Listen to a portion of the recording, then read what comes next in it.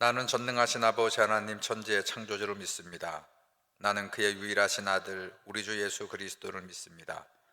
그는 성령으로 잉태되어 동정녀 마리아에게서 나시고 본디오 빌라도에게 고난을 받아 십자가에 못 박혀 죽으시고 장사된 지 사흘 만에 죽은 자 가운데도 다시 살아나셨으며 하늘에 오르시어 전능하신 아버지 하나님 우편에 앉아 계시다가 거기로부터 살아있는 자와 죽은 자를 심판하러 오십니다. 나는 성령을 믿으며 거룩한 공교회와 성도의 교제와 죄를 용서받는 것과 몸의 부활과 영생을 믿습니다. 아멘. 찬송가 26장 부르십니다.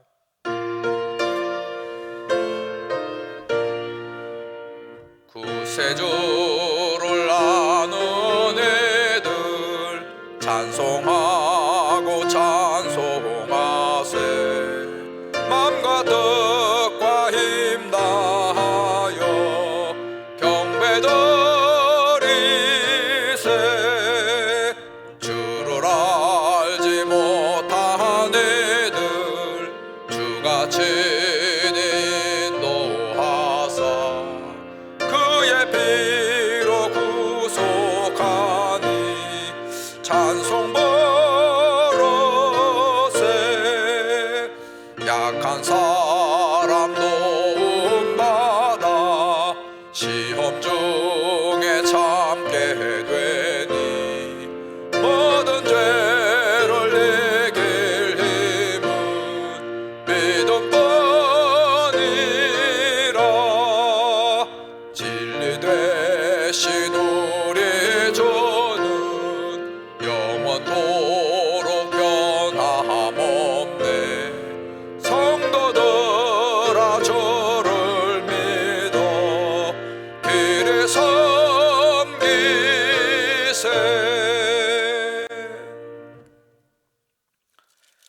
오늘 룻기 4장 13절부터 22절까지 말씀이 본문입니다.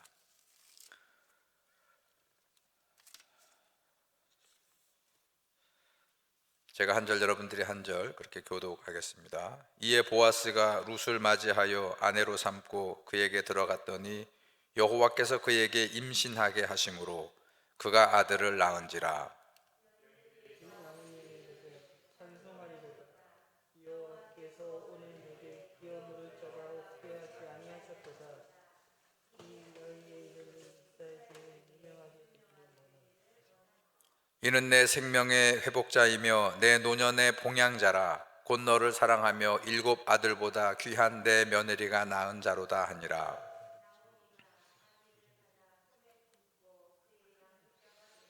그의 이웃 여인들이 그에게 이름을 지어주되 나오미에게 아들이 태어났다 하여 그의 이름을 오벳이라 하였는데 그는 다윗의 아버지인 이새의 아버지였더라. 헤스론은 람을 낳았고 람은 암미나답을 낳았고 암미나답은 나손을 낳았고 나손은 살몬을 낳았고 살몬은 보아스를 낳았고 보아스는 오벳을 낳았고. 아멘. 자, 오늘 룻기 말씀 마지막 말씀을 우리 함께 읽었습니다. 룻기는 우리 쭉 봐온 대로 넉 장밖에 되지 않는 짧은 책이고 그 안에 스토리는 이야기는 박복한 두 여인, 그 중에서 룻은 모압 이방 여인의 이야기지만 이 시대가 사사 시대인데 우리 앞에 사사기에서 봤던 대로 하나님 말씀 앞에 율법 앞에 사는 유대인들의 모습이 되지 못해서 그들이 징벌을 받고 어려움을 당하면 또 그들이 회개하고 그러면 다시 하나님이 그들에게 구원을 주시면 또 시간이 일정 지나면 다시 그들이 하나님 말씀을 떠나 사는 이야기의 반복이라고 한다면 오늘 이 짧은 이야기지만 룻기에 나오고 있는 인물들은 믿음을 따라 살려고 했던, 그리고 이 룻기 이야기는 나오미가 또 룻이 그리고 보아스라고 하는 인물들이 사람이 참 선량하고 그리고 인격이 좋은 그런 걸로만 우리가 볼 게 아니고 그들은 철저하게 하나님의 말씀, 즉 율법을 따라서 순종하려고 하는 그런 인물들이 되었다. 그래서 룻기의 이야기 오늘 마지막은 해피엔딩으로 그렇게 결론이 나는 그런 내용입니다. 오늘 본문의 18절로 건너가서 먼저 보시면 18절부터 22절에 족보가 나오죠. 이 족보는 유다 지파의 족보예요. 이스라엘 12 아들 중에 유다, 지금이 엘리멜렉, 그리고 이 나오미의 가문이 유다 가문이기 때문에 유다 지파의 족보가 나오는데, 저는 이 룻기서의 클라이막스가 바로 이 족보다. 우리 성경의 족보 얘기가 많이 나옵니다. 뭐 마태복음에서 예수님의 족보 이야기로 그 첫 번째 복음서가 시작이 되는 것도 굉장히 중요한 신학적 의미가 그 안에 담겨 있거든요. 그리고 또 히브리서도 보게 되면 믿음장을 하면서 그 히브리서 믿음장에도 보면 그 내용을 들어가서 보게 되면 이스라엘의 믿음의 선진들의 족보 얘기가 쭉 나오고, 또 역사서 곳곳에서도 족보 얘기가 나오는데 그 족보는 굉장히 중요한 신학적 의미가 있어요. 자, 어쨌든 오늘 룻기에서도 이 족보 이야기가 룻기서 이 해피엔딩의 클라이맥스라고 그렇게 볼 수 있어요. 자, 다시 한번 본문을 보면 그렇게 되어 있죠. 18절에 베레스의 계보는 이러하니라. 계보는 족보예요. 족보를 계보라고 그렇게 우리 성경은 번역을 했는데, 그러면서 쭉 나오죠. 베레스는 헤스론을 낳고, 헤스론은 람을 낳고, 람은 암미나답을 낳았고, 암미나답은 나손을 낳았고, 나손은 살몬을 낳았고, 살몬은 보아스를 낳았고, 보아스는 오벳을 낳았고, 오벳은 이새를 낳고, 이새는 다윗을 낳았더라. 이렇게 족보 얘기가 나오는데, 말씀드린 대로 이 족보 얘기는 히브리서도 우리가 한번 좀 이렇게 좀 참고해야 됩니다.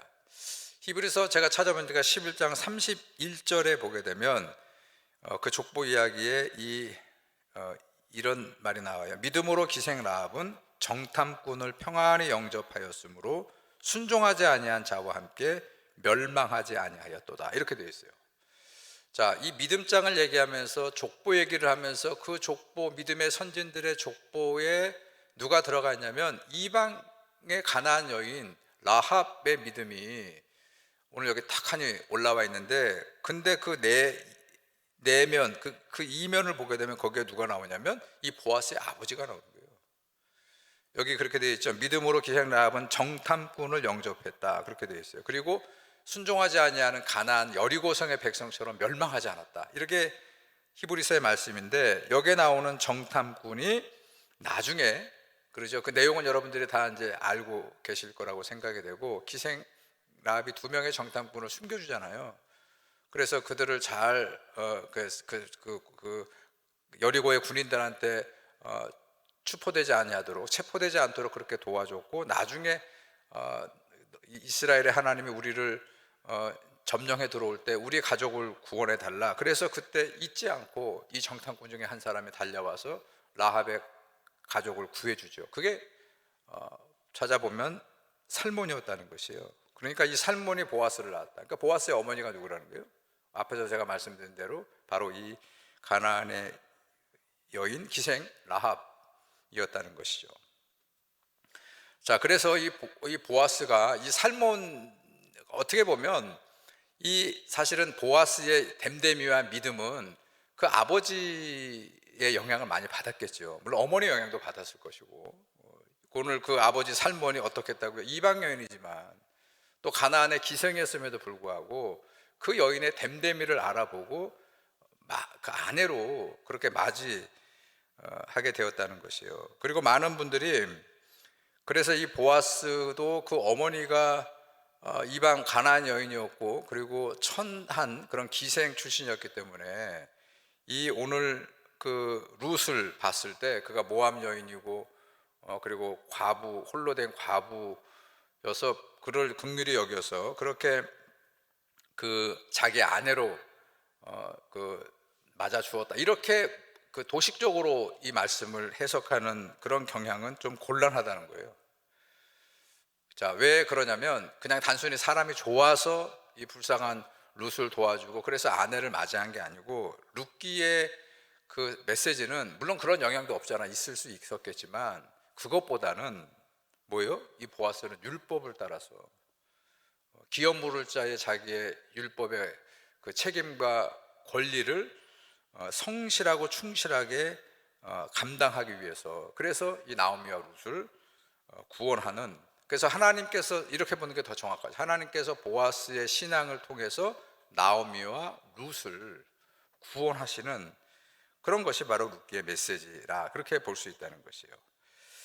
자, 룻기의 말씀 이제 마지막 정리를 다시 한번 또 하면, 룻기는 이렇게 출발했어요. 1장 1절에 사사들이 치리하던 때에 이렇게 시작이 됐어요. 그건 혼란의 시대예요. 하나님의 말씀 없이 이스라엘 백성들이 살아가는 대단히 혼란한 영적인 타락의 시대로 시작을 해서 아무런 희망이 없습니다. 그런데 그 스토리에 이 나옴이라고 하는 이 박복한 가정 이야기를 통해서 거기에서 룻이 등장하고, 그리고 나중에 고향으로 돌아와서 보아스가 등장을 하면서, 그러면서 그 세 사람의 신앙을 통해서 이 가정도 살아나고, 그리고 유다 지파도 회복이 되고, 더 나아가서 이스라엘도 구원이 되고, 또 그 가문에 오늘 다윗이 등장하는 걸 봐서 우리 이제 마태복음의 족보로 오게 되면 거기에서 예수 그리스도께서 태어나서 이게 단순히 이스라엘의 구원만이 아니고 온 인류의 그런 구원을 이루어 가시는 그런 희망이 오늘 이 룻기의 아주 중요한 메시지라는 것이에요. 여러분, 오늘도 이 말씀 우리가 함께 묵상하면서 다시 한번 거듭 말씀드립니다만, 몇 가지의 중요한 그 주제가 있어요. 하나는, 그 주제 중에 하나가 뭐냐면 나오미도 그랬고 룻도 그랬고 자기의 박복한 삶에서도 최선을 다했다는 것이에요. 최선을 다해서 자기들의 삶을 살아왔다는 것이에요. 자, 그리고 하나님을 전적으로 의지하는 그런 삶을 살아왔어요. 왜냐하면 그 나오미는 나중에 아무런 희망이 없을 때 그 기업 물을 자 율법을 기억해내고 그 며느리에게 가르쳤어요. 자, 그리고 그렇게 최선을 다해서 자기들의 삶을 성실하게 감당할 때 하나님은 보아스라고 하는 인물을 통해서 이 룻의 가문을 그 새롭게 이렇게 결혼도 하고 또 자식도 낳아서 이 엘리멜렉 가문이 계속 이어서 유다 지파의 가문의 명맥을 이어갈 수 있는 그런 구원으로 이 가정을 회복하셨다는 것이에요. 오늘도 이 말씀 앞에 우리가 해야 될 것은 최선을 다해서 우리의 삶을 사는 것입니다. 오늘 이 아침에도 여러분 최선을 다해서 하나님 앞에 여러분들의 모든 기도의 제목을 간구하시면, 그런 여러분들의 삶과 그런 여러분들의 최선을 다하는 기도를 통해서 하나님께서 여러 상황과 경륜과 형편을 만져주셔서 우리들에게도 저 나오미처럼 또 룻처럼 그렇게 보아스와 같은 그런 신앙의 사람들을 통해서 우리를 회복하시고 우리를 구원하시는 놀라운 역사로 우리들의 삶을 이끌어 가게 될 줄로 믿습니다. 이 믿음이 저와 여러분들의 믿음이 되시고 그 믿음을 의지해서 오늘 이 아침에 하나님 앞에 기도하는 저와 여러분들이 되기를 주님의 이름으로 축원합니다.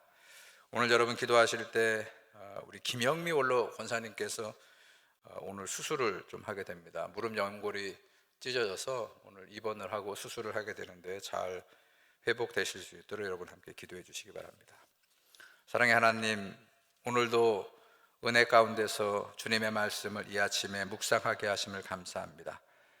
지난 10번에 걸쳐서 룻기의 말씀을 저희들이 읽고 또 묵상하면서 저 하나님 없이 살아가는 이스라엘 백성들에게 이방 여인을 통해서 또 신실한 말씀을 따라 순종하는 보아스와 나오미를 통해서 이제 사사시대가 끝을 맞이하고 새로운 그런 하나님의 구원의 역사를 또 우리가 함께 희망하는 그런 말씀을 저희들에게 묵상하게 하심을 감사드립니다. 오늘 이 룻기서에 나오는 족보의 이 말씀이 저들에게 큰 희망이었던 것처럼 지금도 우리가 대림절을 보내면서 우리에게 재림의 약속을 해주셨던 이 세상에 참 생명과 빛으로 오시는 아기 예수님을 간절히 소망하고 기다리며 우리 인생의 촛불을 한 자를 키우는 그런 기도의 시간이 되게 도와 주시옵소서. 우리 김영미 원로 권사님 두려움을 내려놓게 하시고 하나님께서 강건하게 수술 잘 받고 치유되고 회복돼서 건강한 삶을 살 수 있도록 주님이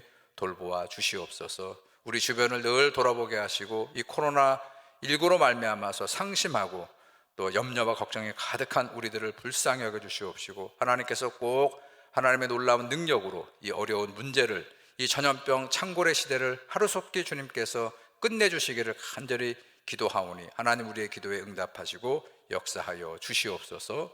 감사를 드리며 예수님의 이름으로 기도드렸습니다. 아멘. 하늘에 계신 우리 아버지여, 이름이 거룩히 여김을 받으시오며 나라 임하옵시며 뜻이 하늘에서 이루어진 것 같이 땅에서도 이루어지이다. 오늘날 우리에게 일용할 양식을 주옵시고 우리가 우리에게 죄 지은 자를 사하여 준 것 같이 우리 죄를 사하여 주옵시고 우리를 시험에 들게 하지 마옵시며 다만 악에서 구하옵소서. 대개 나라와 권세와 영광이 아버지께 영원히 있사옵나이다. 아멘.